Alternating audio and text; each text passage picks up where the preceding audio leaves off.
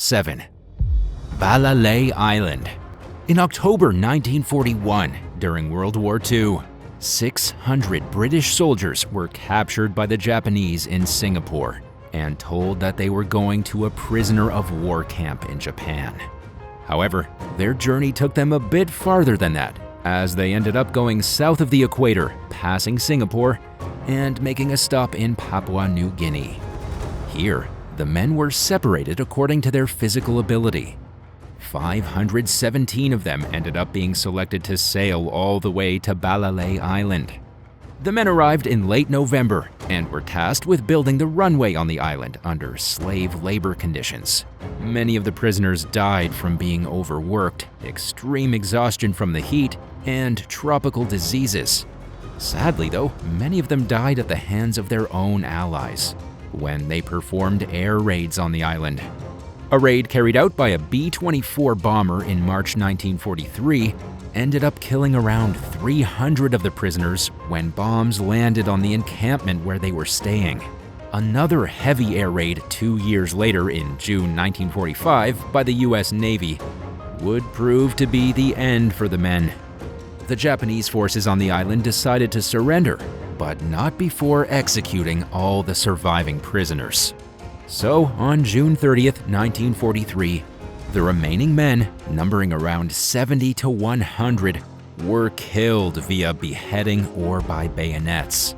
After the war, the Australian government decided to investigate the island, where they found the mass grave where the men were buried. Despite the evidence, the official claim from the British government was that the men had died when their ship had sunk on the way to Rabaul.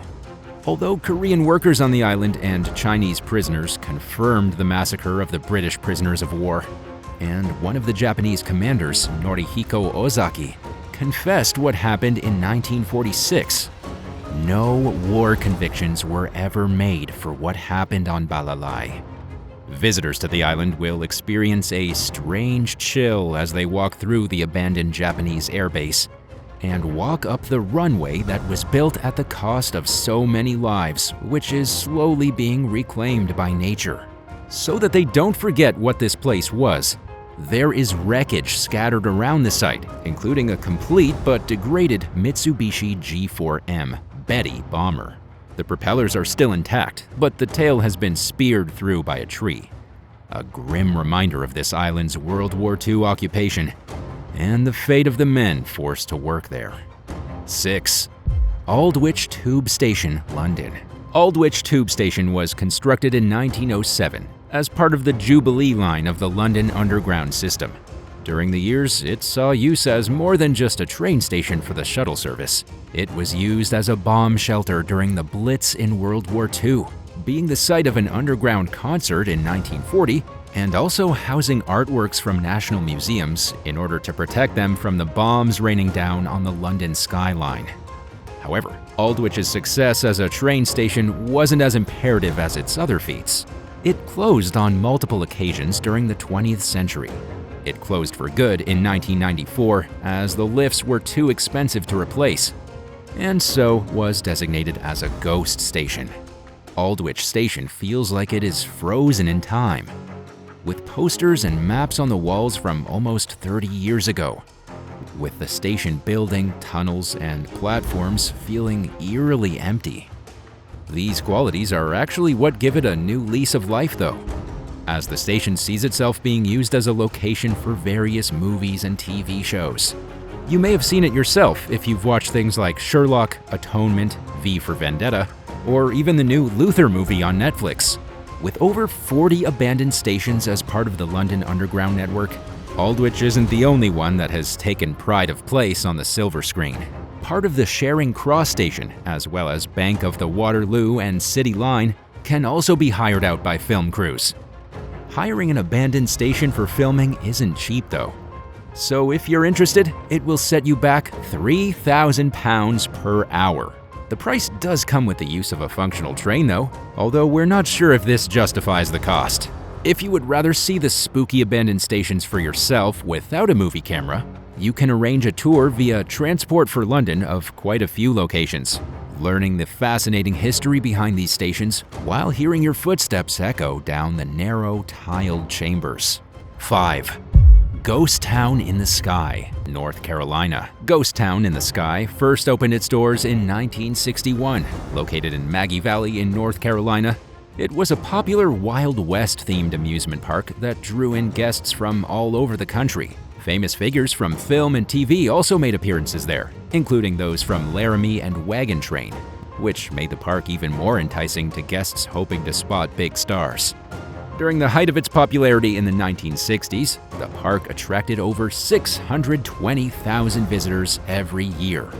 The park boasted many attractions, including thrilling roller coasters and Wild West-themed carnival stalls, among others.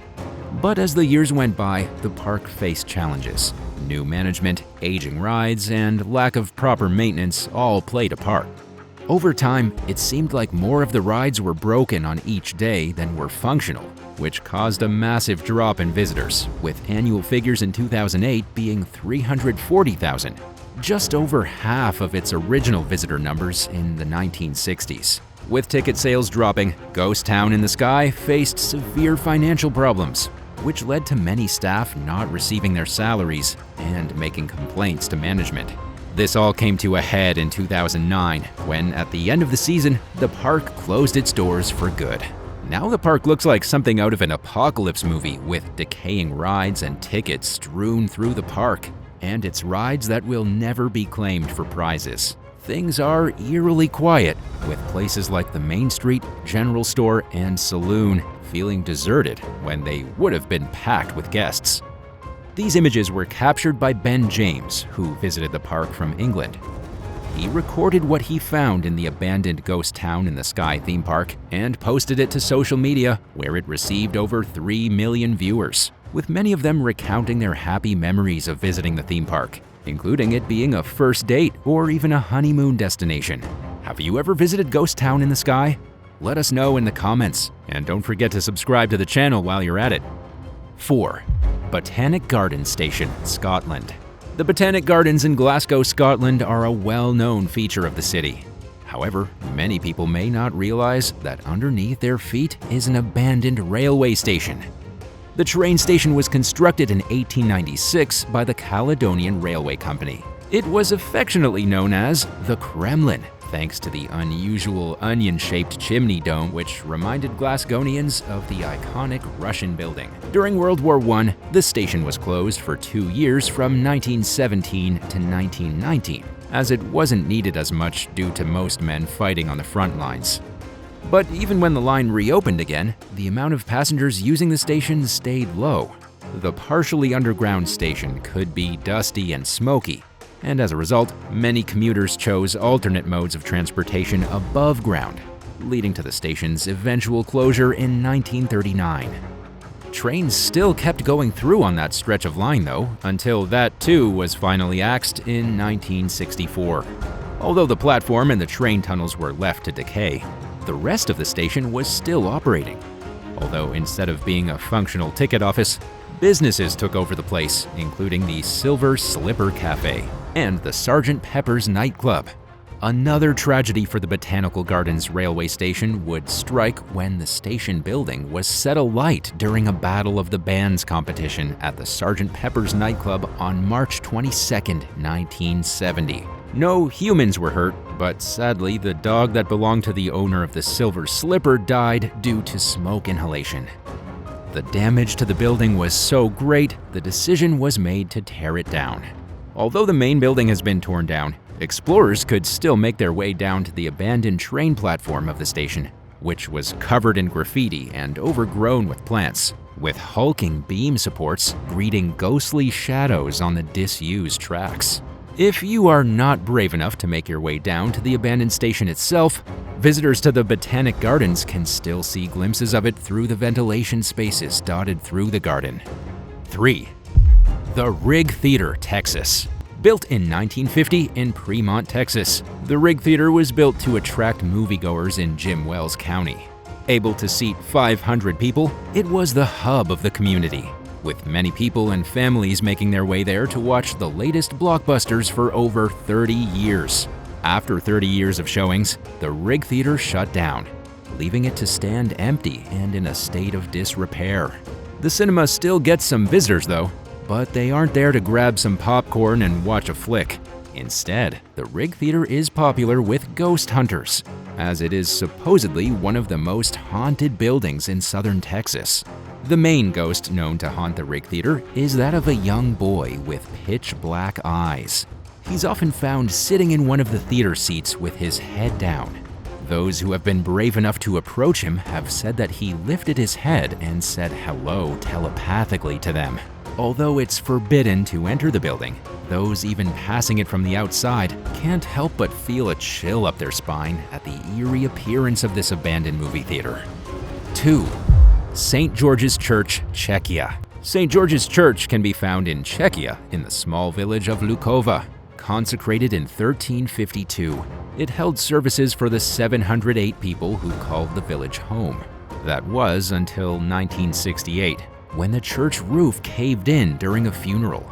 Superstitions abounded, with many believing the church to be haunted or cursed, and refusing to step foot inside after the incident. Things got so bad that the church started holding mass outside for its congregation. The church was left to further deteriorate, its interior exposed to the elements thanks to its collapsed roof. Many years later, the community decided that it may not be cursed after all, and that attempts should be made to restore it. But so much time had gone by that getting the funds to have this 14th century building return to its former glory would be all but impossible. That was until 2012, when local artist Jakub Hadrava had an idea that would play off of the church's haunted past. Using fellow art students as models and draping them in sheets, Hadrava created 32 lifelike spectral figures that were placed around the church. Some sit in the pews, others by the altar, and even one stands in the entryway to welcome brave visitors. Aside from being a great way to raise funds for the church's refurbishment and repairs, the ghosts also have an important political and historical message too. They are a representation of the Sudeten Germans, also known as German Bohemians. This ethnic group was expelled from Czechia after World War II, with over 3 million of them being displaced to Germany and Austria. Visitors from all over the world have traveled to see the ghosts at St. George's Church, even though some of them haven't been brave enough to enter through the door. However, the main thing is that the exhibition has raised over $26,000. 1.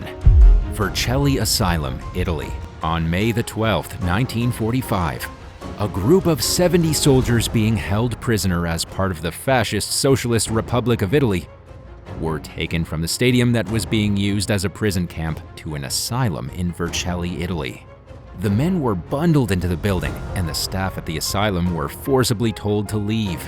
They were then locked in the asylum cells and brutally beaten and tortured before being split up into smaller groups to be executed.